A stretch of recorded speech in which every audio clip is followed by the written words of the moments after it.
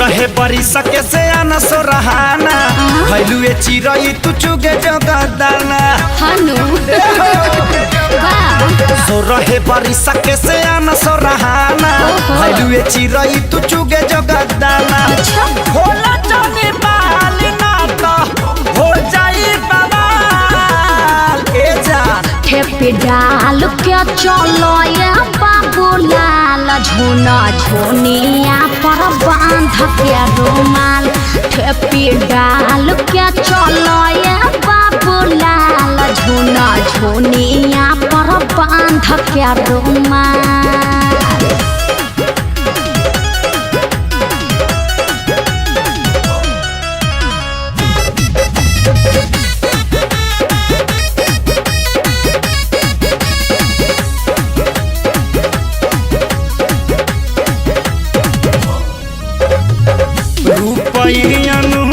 लागे अच्छा जाड़ा के धूप हो छुई मुई लागो तारू कैसे रही चुप हो। अरे तो चिंगम खा लो हेलो ना सिवान छला बान्ह जनी फूल हो ऐसे न प्यारी प्यारी चाभतर फूल हो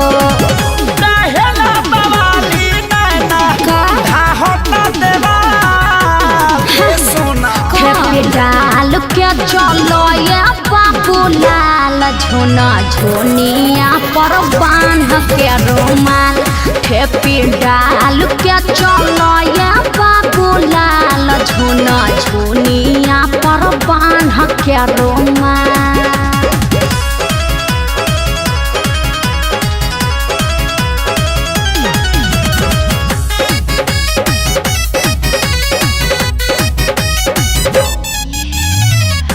फुर्सत से बनल बावे गोराई जवानी अच्छा पाठक त्रिपुरारी के दे दो लिखेला कहानी।